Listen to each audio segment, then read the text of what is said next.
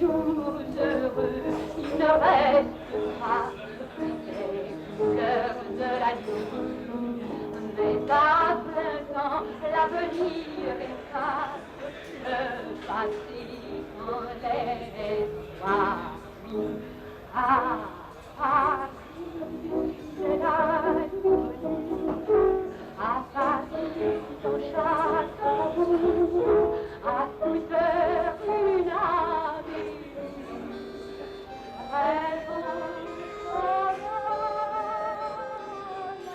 Je l'appelle Anita. C'est tout ce que je I sais. call her Anita. Juste son prénom. That's all I know about Je n'ai her. jamais I just vu. know her first name. I never saw her again. Avant d'enlever son Before bolero, taking off her bolero, she was more anonymous. J'ai bien fait. I was right to wait Attendre. and to be Et là, audacious. l'audace lui permettait que- Do you mind if... Of course not. d'elle-même a enlevé And of son her own accord, she took off her little bolero. Well, then the chrysalis opened and the butterfly appeared.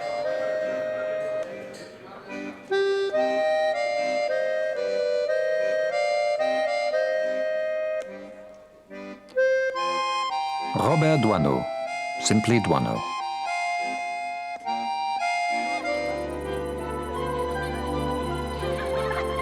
Je suis dans la cour d'un château.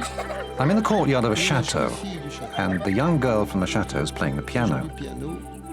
The window's open, and I'm on the terrace. Je suis sur la terrasse. It's the chateau which I should have lived in. J'aurais mérité de vivre. Instead of being a little kid that played in the gutter in Gentilly, I'd have liked to have had a chateau with a tutor that taught me astronomy, philosophy, and a little geography, though not too much. Un peu de géographie par- Because it's not much fun. Who would have taught me music? Qui m'aurait appris aussi la musique. And the young girl would have played like that. But the parents will come. That's the same thing. Quel est ce Who fils is de this jardinier? gardener's son who's coming to pester? Oh,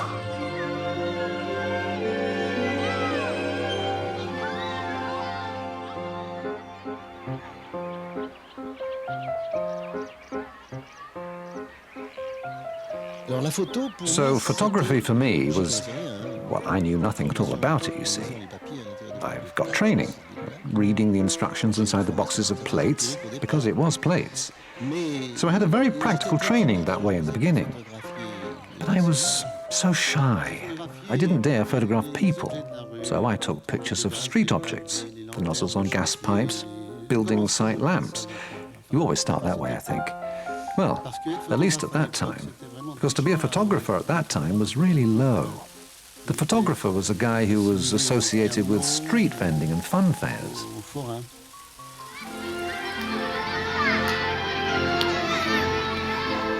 Après, c'était les enfants, After that, it parce was que- children. Because when you're shy, like I was, and still am, you see, I'm afraid of causing trouble, you're shy, and the people you meet in the street, the first ones you meet in the street with the same mental age, are children. So, buildings and children. I was at ease with them, and they took me for one of them.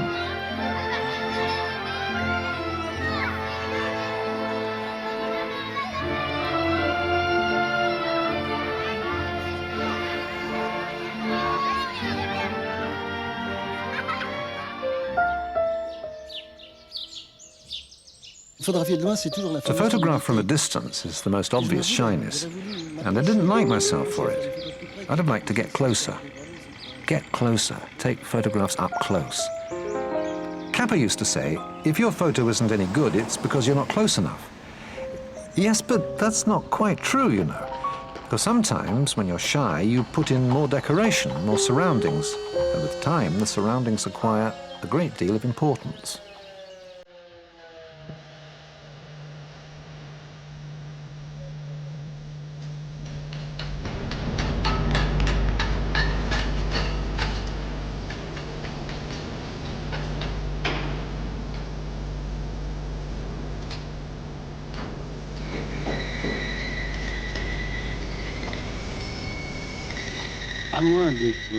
Unless you're really cynical, you can't forget the living conditions of people who get up early and who, still dog-tired, take the metro and go to do a job that's repetitive and really unpleasant.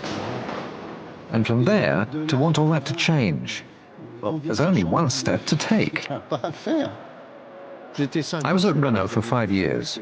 I saw that it was just guys who worked on the assembly line. something else. I'll never forget the people who work. I think about it very, very often. You know, I sometimes understand those demonstrations of revolt, those big fights, violent gestures. I can't. I take sides, obviously. I couldn't do anything else. I used to take photos of tool machines. They'd say to me, for example, there's a new assembly line that's just started up. So you had to take a picture of the line with the equipment that was really cumbersome.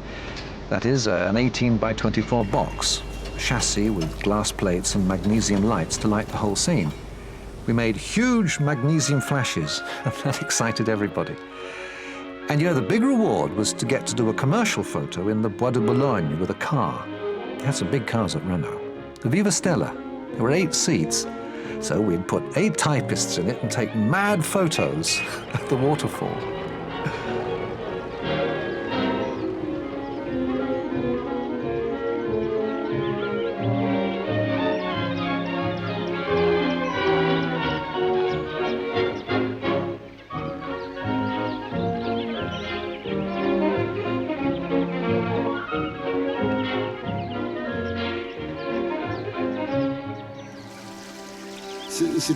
That was in 34. There wasn't a garage for the bikes.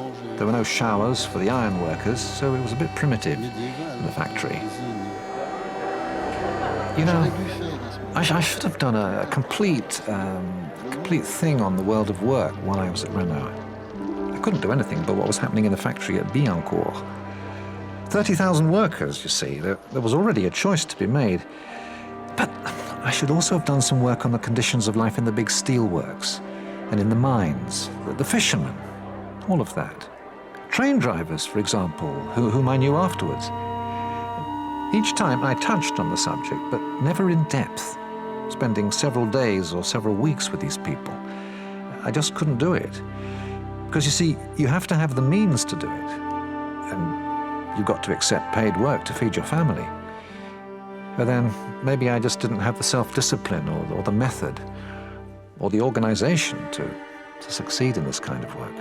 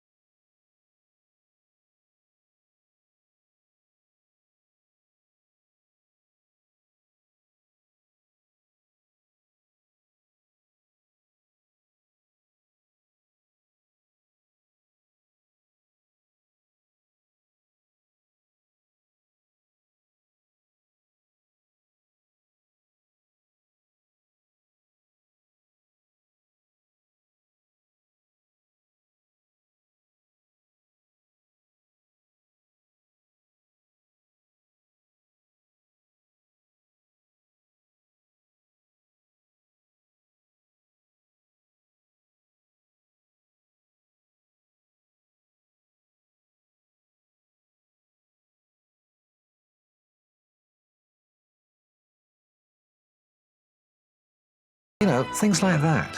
Most unlikely things. Or a pop gun. No. I did well to obey them. To be humble, and not to say, I'll do something declamatory that shows how dangerous my situation was. Look at me. Ce sont les cloches de la libération qui sonnent, les Alliés ont franchi les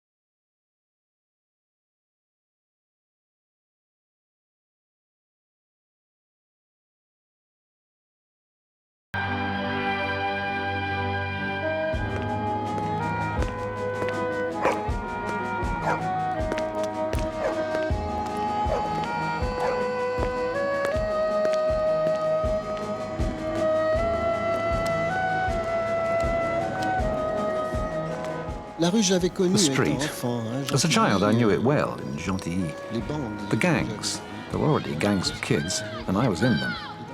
And in the street was... The vacant lots were where we played. At the same time, it's a little, how do you call that? Self-portraits. You know, I felt I deserved a softer decor, more pleasant than the one I struggled in. And the contrast between the absurd, ugly decor of the Paris suburbs and the people there. You see, they're in contrast with the context. The tenderness of the people seems even more touching. And that's what I wanted to show. Deep down, it was a kind of growl, a complaint. I found that it wasn't only an 18-year-old guy or a young girl of 20 with her lovely young breasts wandering around in decors made of bits and pieces and hollows and rough ends. So there you go. But later it becomes a system. Got to be very careful. But in the beginning, that's how it started. Pendant des années, j'avais accumulé. For years and years, I accumulated photographs of these grey suburbs. And when I'd show them to people capable of having an opinion of photography, they replied, "Oh, it's poor, it's sad. Haven't you got any pictures of gardens to show us, or pretty things, or pretty women? No? Just always your misery?" I had to meet Sandra, because they'd asked me to do portraits of Sandra, who was in Aix-en-Provence at the time. And we talked of the suburbs, and he asked me questions, you know, where I came from, what I did, things like that. And I took some pictures of him that weren't too bad, because he's got a wonderful face. He posed well in the sense that he didn't pose at all, you know, he was just there. What a rock, a monument. It was really something. And he says to me, "You're still in Montrouge. You're born in Gentilly." Oh, Gentilly. Those are places you could never go to. And that hill that goes up to Villejuif with all those wooden houses. When I got back to Paris, I sent him photos of these places, because in the community school in Gentilly, my pals were still there. So you see, I'd kept some contacts in the neighborhood, and I sent him that. And by return, there was a very short letter. "If you have any more photos like that, we'll make a book." Fabulous. Je touchais plus par terre.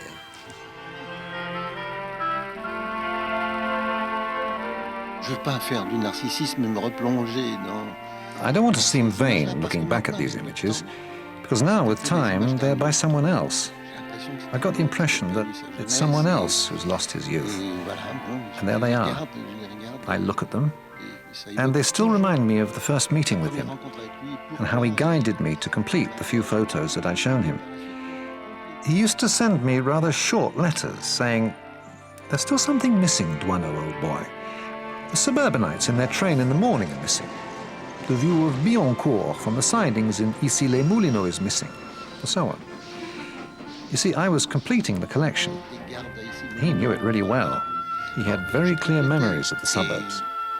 Il connaissait bien. Il avait des souvenirs très précis de la banlieue.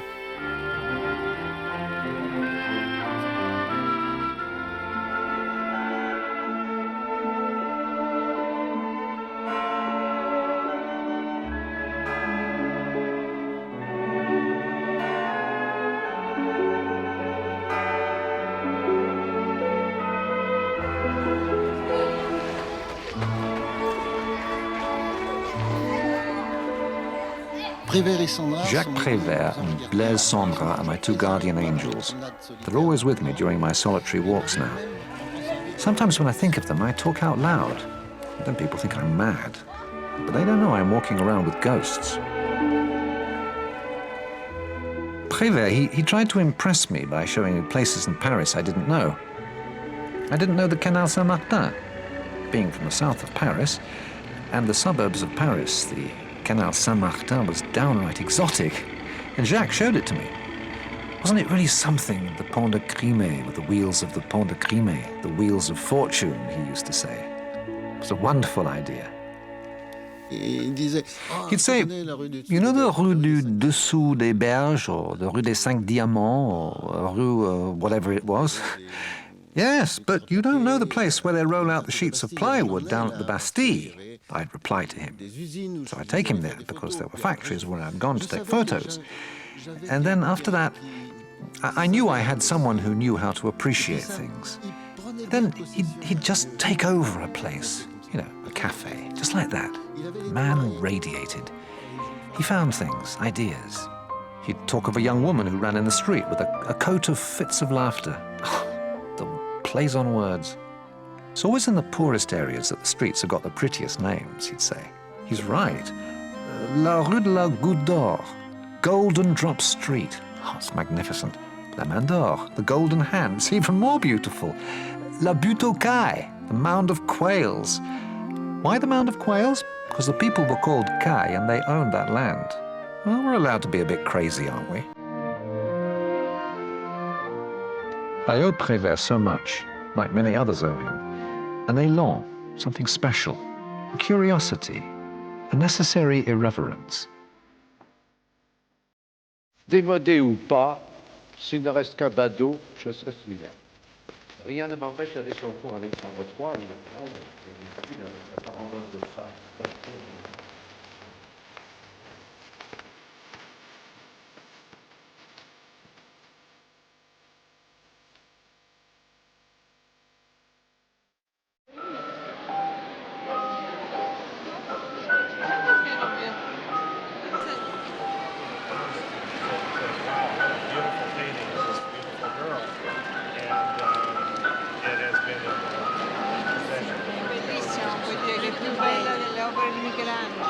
Non ne so che no, sicuramente sì, sì, sicuramente non solo Agence Ou les Suburban, elles se sont... patrzyłam w oczy i nie wiem teraz. Wiem, że nie wychodzą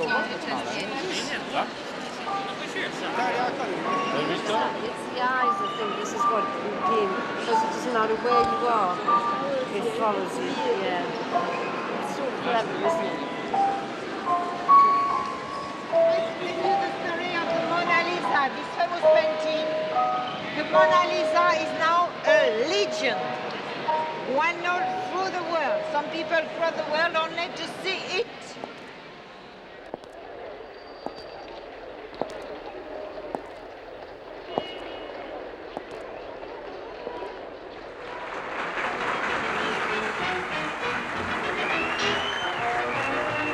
Il y avait un music hall, c'est pas rue d'Anguin. There's a music hall. Isn't that the Rue d'Anguin? A street like that, called Mayol. There were matinees every day. And the first 2 rows were always taken by the regulars, the same regulars. They weren't voyeurs. It was because the young ladies showed their breasts. They were happy. It was like family.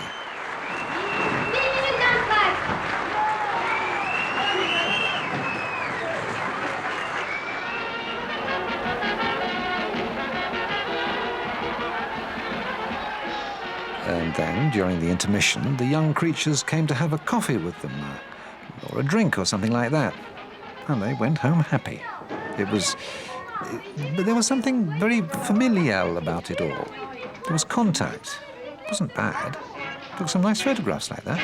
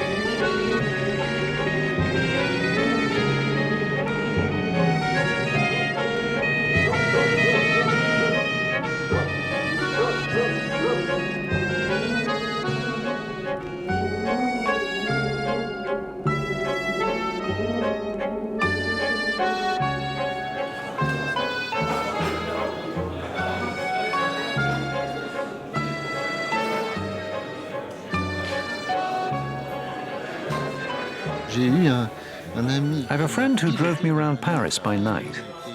We were both barroom explorers. I was in Léal, because he knew it very well. It's a Robert Giraud. Now, Robert Giraud is the kind of character that takes over a bar, who isn't at all... It's not that he's not afraid. There was no reason to be afraid. Well, maybe. Sometimes it was a little unwholesome.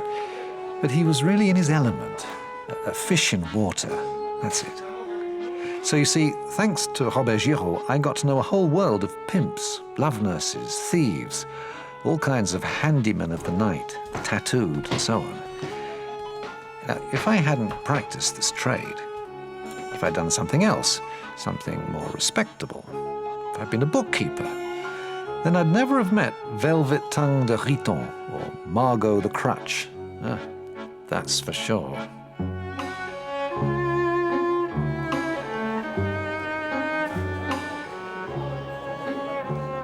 Il y avait un bistrot qui s'appelait chez la mère Guignard. Hein?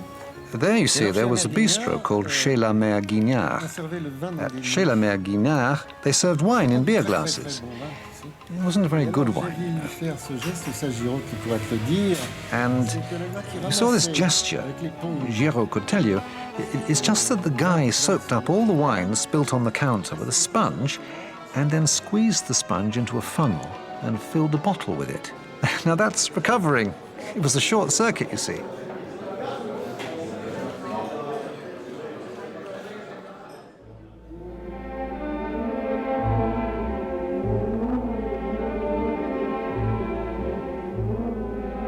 Pour les chiens qui crèvent dehors, il y a une fourrière. Est-ce que pour nos frères et nos sœurs, il n'y aura rien? Aidez-nous pour qu'on puisse mettre des tentes, des hangars, de la paille, leur donner une soupe chaude. Il n'est pas possible que nos frères vivent et meurent comme cela. Sinon, véritablement, nous sommes pires que des sauvages.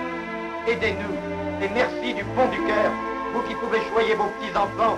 Pensez aux autres. Ils ont un cœur de papa et de maman. Ils ont un cœur d'homme et de femme. Comme vous, comme moi. Ce n'est pas possible que nous dormions tranquilles pendant qu'ils meurent dehors.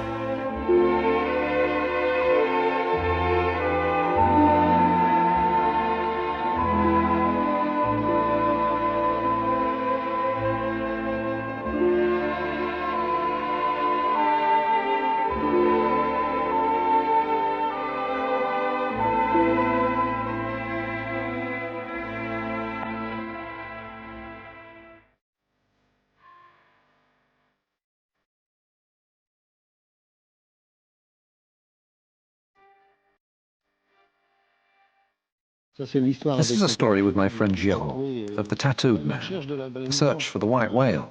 Well, anyway, a mysterious tattooed man we chased one night for days, for weeks. And in the end, we did a book on tattoos. Because one day, we saw a guy who was completely tattooed. In the end, we found him again. He came here. It was Richard Docht, tattooed from head to toe. He was an ex-convict, and he put on a show in the bars at night. He'd open his dressing gown a little and, well, people would give him money. And then one day someone laughed at his tattoos, so he stabbed him. So Richard Docht wound up dying in jail. And he took his picture gallery to the grave with him.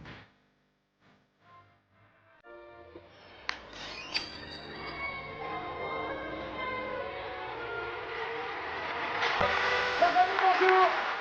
Monsieur mon candidat, bonjour. Bonjour. Comment s'appelle-t-on? L'autre. La veille d'Empire romain en 410.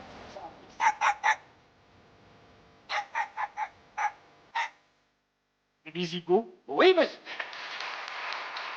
80 francs. C'est tout de même.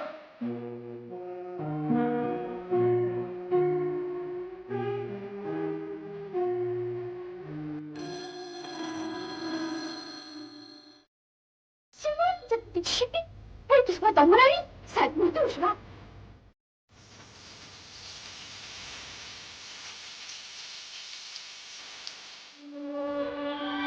C'est bien, docteur? La personne suivante.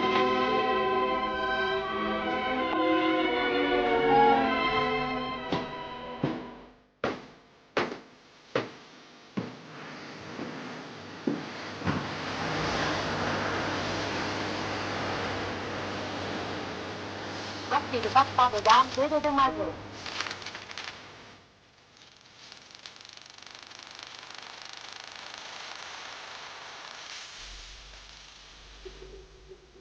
Bonjour mesdames, bonjour mesdemoiselles, c'est Christiane qui vous parle.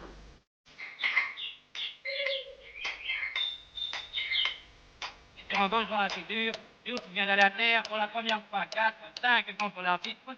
6, c'est l'arbitre. Et Hassan se relève sans la première, le deuxième au moment.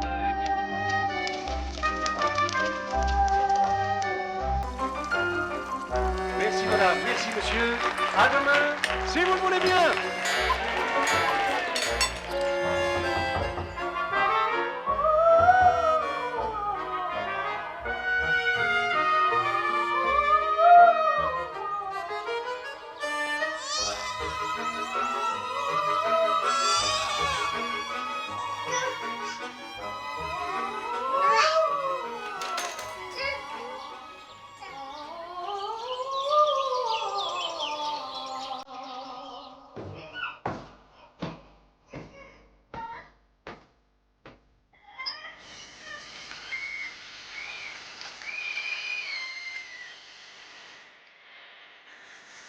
Qu'est-ce que vous feriez si vous gagnez 1 million? Si j'avais 1 million, moi, voilà ce que je ferais. Des pavillons pied-à-terre, 4 pièces, entrée et cuisine. Hein, 444 mètres carrés devant, hein, clos de mur, 470 000. Moi, si je gagne 1 million, comme j'ai tout perdu par les sinistres, je lèverais un tombeau à mes parents et je voudrais m'acheter une machine à coudre. Je voudrais un pavillon en banlieue parce que j'ai 2 enfants et il leur faut la campagne. Et moi aussi. Comment je fais d'aller voir le docteur? Parce que je n'ai pas d'argent avec 18 500 francs par tous les 3 mois. Je ne peux pas me payer ça. Si je gagne 1 million, ce serait pour mon père qui est opéré du cancer. Oh, ben moi, j'aurais pas beaucoup de mal parce qu'on est 4 à la maison sur un salaire. Alors, vous savez, je fais d'abord le confort. Vous sauriez comment l'employer? Oh oui, tout de suite. Je voudrais que ma fille ne travaille pas autant qu'elle travaille. Ma fille, elle a 50 ans, moi j'en ai 83. 83 ans? Oui. Eh bien, vous ne le paraissez pas. On a tendance à dire tout de même, pour elle, c'est dur, vous savez. Ah oui, j'ai 71 ans. 71 ans. Oui, mais et je n'ai plus de famille. Et si j'avais 1 million, ben, ça me ferait bien mieux parce que j'avais bien besoin. Mais vous en feriez quoi? Vous en feriez ben, quoi? ça m'aiderait parce que, oui, parce que je vis à l'hôtel, monsieur, et que je n'ai plus de maison depuis la guerre. Et voilà. Moi, si je gagnais 1 million, j'abandonne ma voiture de 4 saisons. Voilà. Et qu'est-ce que vous faites? J'irai me reposer à la pêche. À 65 ans, j'ai le droit.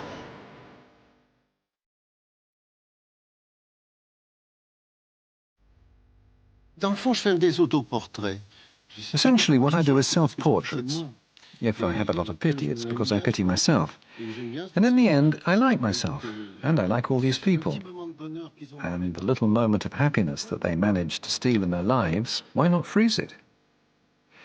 These moments of happiness like this, it's good to make them survive. There are so many things in the pictures which come from a culture of misery, of drama. I know that drama is very photogenic, but it's over now. I'm not going to bring it back to life. It's like unpleasant people. You forget about them. I prefer to show moments that uplift you like that. And if that can provoke the same jubilation, a parallel jubilation for others, then the trick worked. Le tour est réussi.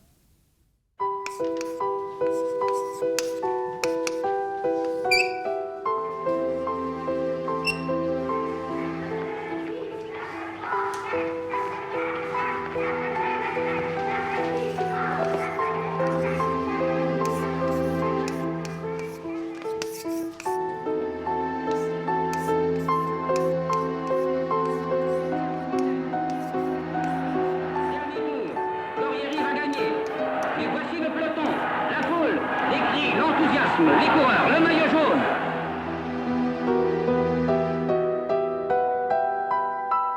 Au temps où les buissons flambent de fleurs,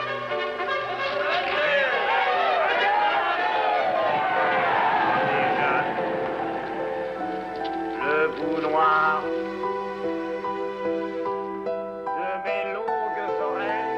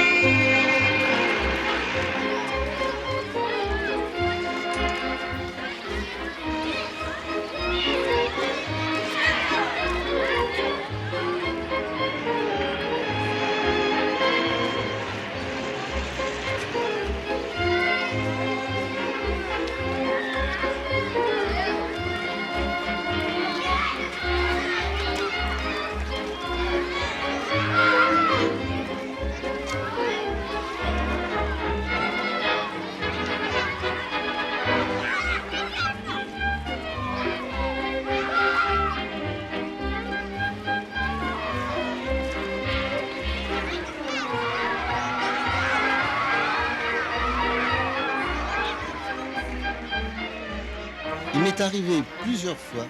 Several times it happened that I missed the quick passage and I had to go to the people and say, listen, you passed by there, could you do it again for me, please? That happened a few times. Un triporteur passe avec un couple. A tricar comes by with a couple in it, the young lady in the cabin. He passes in front of me and he kisses her. I take the picture.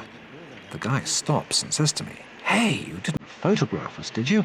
It's the boss's daughter. Don't show it to anyone. And I said to him, listen, go and get another girl and do what you did again. But that's cheating a little. But whatever way it's done, what matters is the impression it makes, the feeling of the moment of happiness that they gave.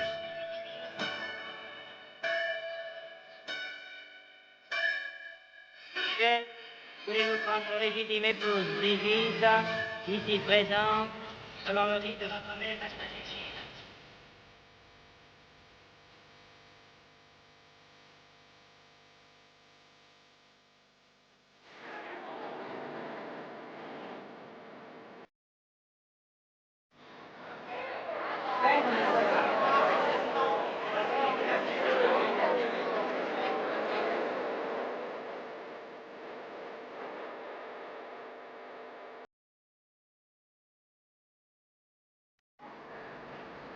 The Riverside dance halls, that brings me back to chez Gégène on the banks of the Marne.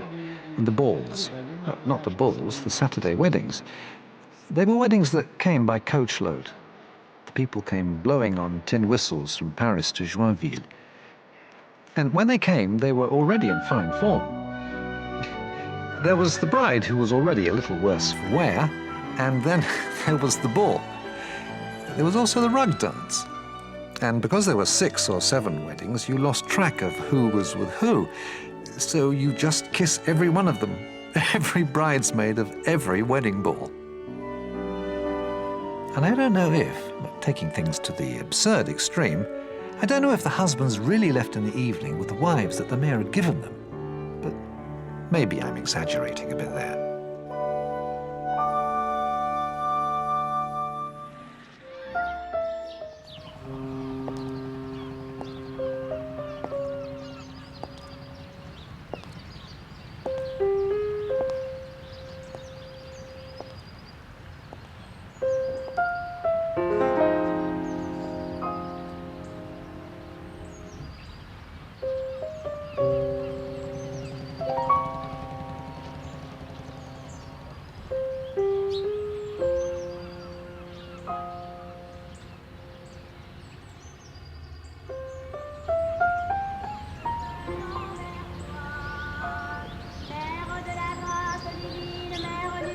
J'avais fait connaissance d'une...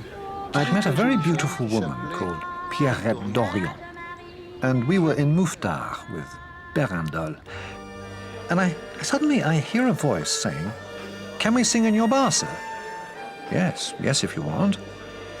And then I see a singer. But really, it was immediate seduction. She was a little scornful. She stood over her listener, who was a little stunted, and she sang, "You can't imagine how much I love you. It's so sweet to be caressed." It was lovely.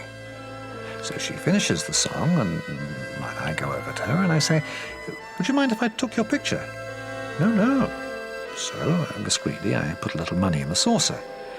Yes, he must have liked that. And I took 2 or 3 photos of her. Maybe the best photograph I ever got was that day.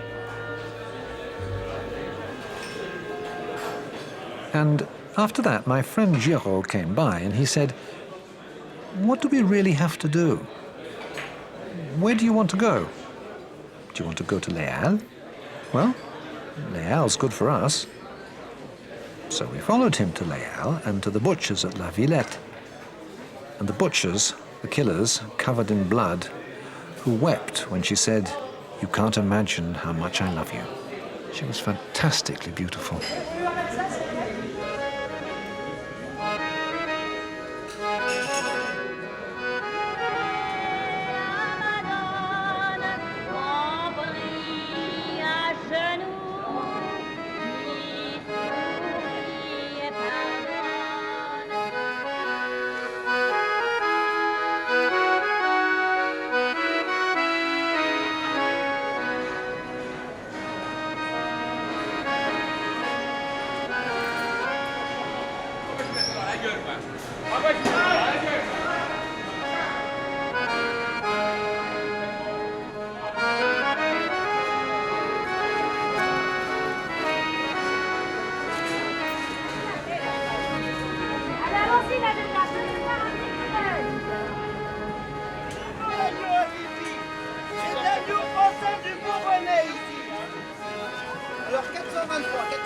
Quand on photographiait une rue, les commerçants sortaient de... When you photograph a street, the shopkeepers come out of their little burrow and line up on the footpath. Ils cherchaient à donner... They try to put on a good image to their personality.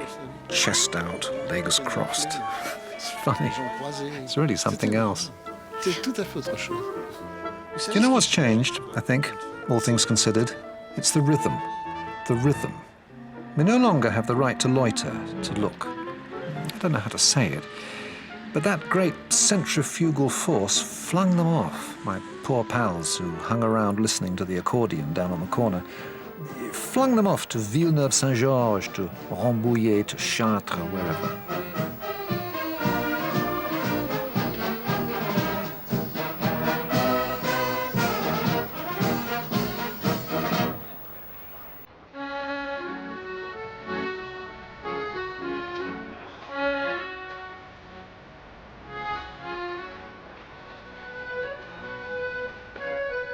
Ceux qui pensent que je suis... People who think I'm a great lover of dancehall accordion are mistaken, as I choose my subjects from amongst the working classes, the labourers, daily life. They think that I'm a big fan of dancehall. It's not true. In fact, I don't like it at all. It's irritating, actually. It's just this mania to always want to pigeonhole you. You've got to climb out and jump from this pigeonhole. Always do the opposite of what people think you are. Avoid being categorized. Don't let them classify you.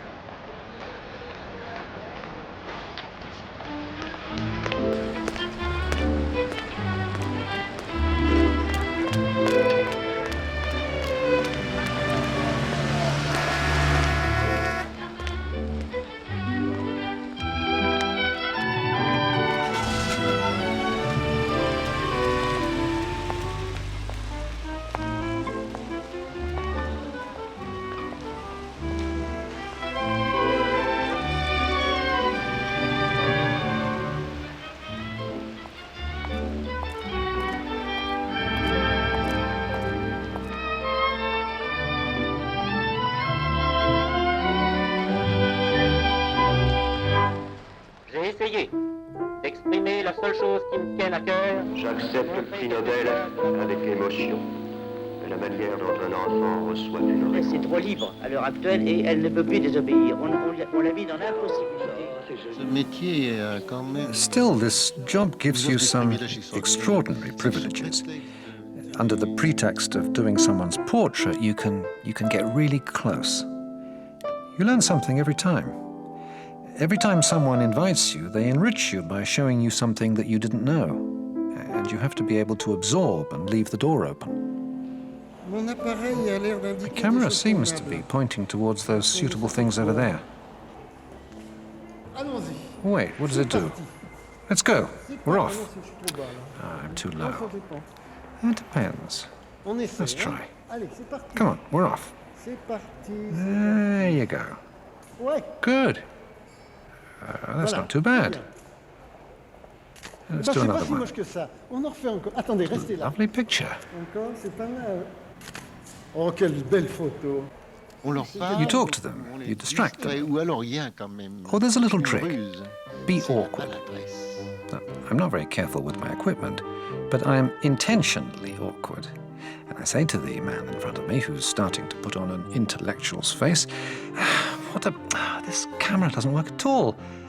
So I start to dismantle the thing. And I say to him, I see, I think it's working again. Yes, look, the lights come on. There we are, it's working again. And in front of us, we have a face radiating benevolence. The man's become human, he's helping out. And pop, we've taken a photo. I had three very important influences, all men. There was Picasso, there was Buster Keaton, and Baquet. Three characters who knew how to plant their feet on the ground. The silhouette just rises up. Pop. They occupy space gracefully. You can't learn that.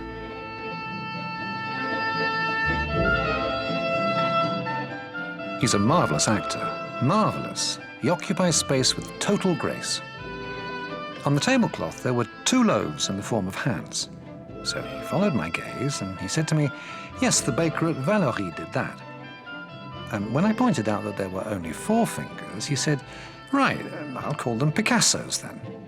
Then I put the 2 loaves next to the plate, and he immediately did what I wanted to see him do. He positioned his arms along the table with the little loaves positioned so as to be the hands. And from that moment, I understood the game. You had to suggest an accessory, and right away, he improvised something.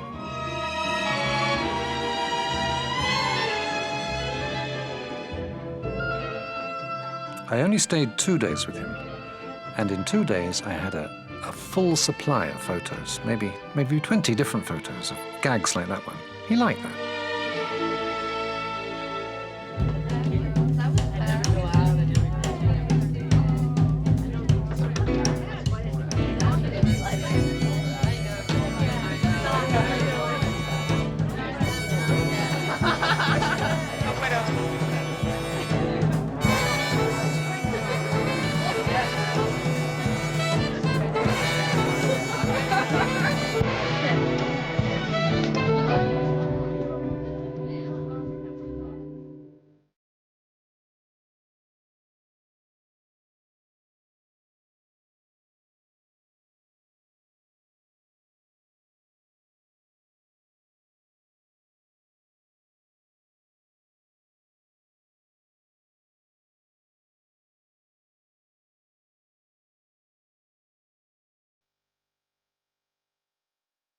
I really wasn't made for fashion photography, because I don't care about it at all. You know, there are 2 things that bore me completely. Fashion shows and the way-in at Longchamp or Auteuil. It's the people that bore me. They give the impression of sweating boredom. It's all false values. It's really tough for me. It's hell. Déjeuner au bois, un très élégant 3 pièces noir et argent, avec petit manteau ciel et argent, des robes d'après-midi, noir et De Brunhoff was a very charming man. He used to say to me, go and see the fashion show at Dior and tell me which dresses inspire you. And by the time the 4th model came round, I'd really lost touch with the show.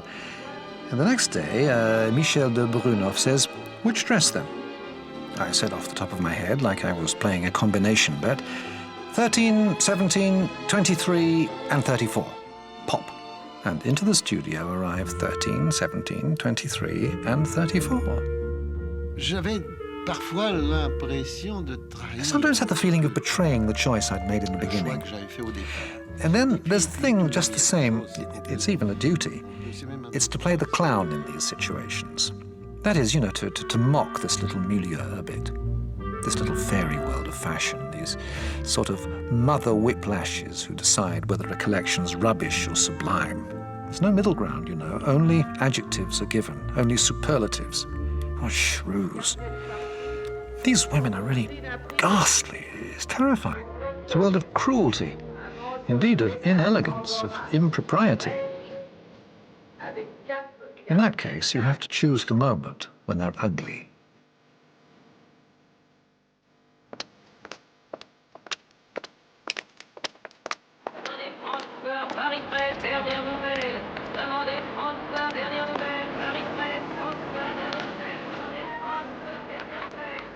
It's very simple.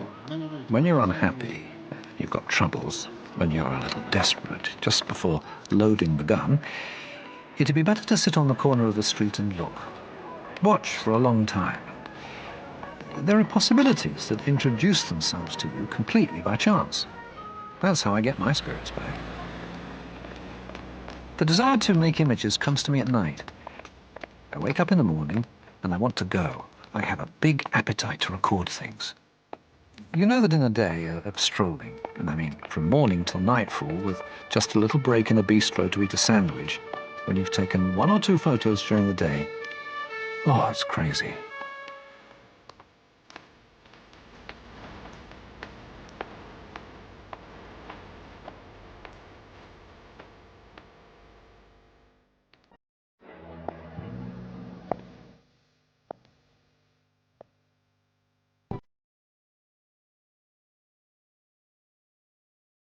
I don't like being a voyeur. It's not that. The couple that eats itself up like that, it's not what I'm going to photograph. Yeah, I photographed people who are kissing, and in that case, I must admit, I got them to act.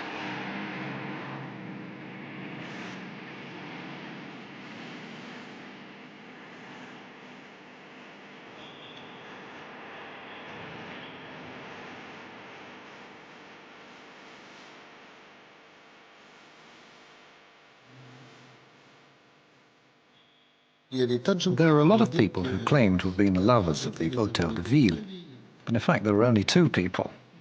But I've got 15 or 20 people. No, perhaps not, but it is an even number.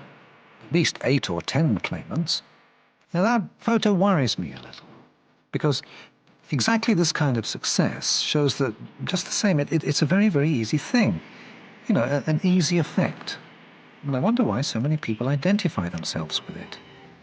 Is it because it's symbolic of a moment of happiness? Yes, I think so. There you are, that's it. They'd like to have been there, and from there to think that it's them, it's only a short step.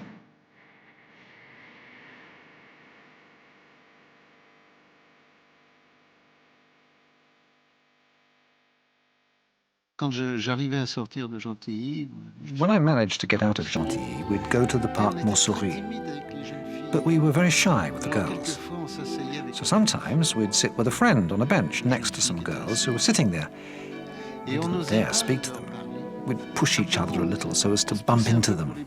That was enough to elate us for the day.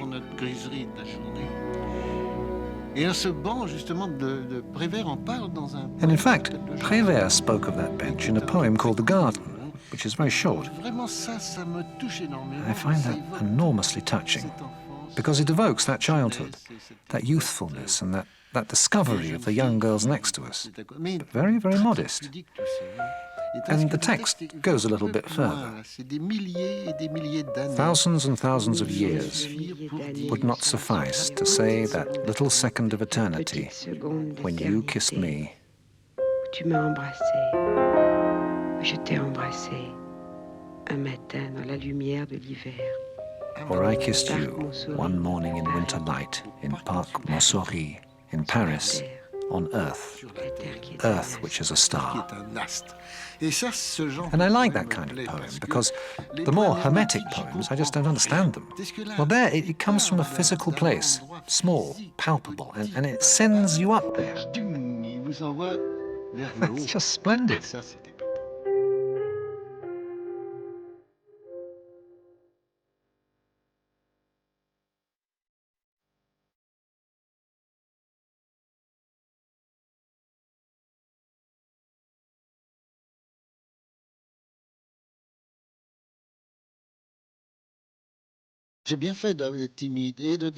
I was right to be shy and to keep my secret gardens, not to tread on everything. But it's not true that everything must be shown. It's just not true. A space must be saved, which is saved for modesty, but which is for others a dream space in which they can build. After having made closed photographs for a period, which were little stories closed in on themselves, I now think that the image must be a seed which will grow in the mind of the other. So you must leave some play and not describe the subjects.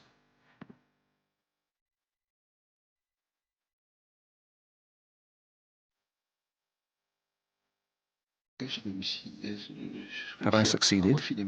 Have I succeeded in passing off my counterfeit money? I'm not sure.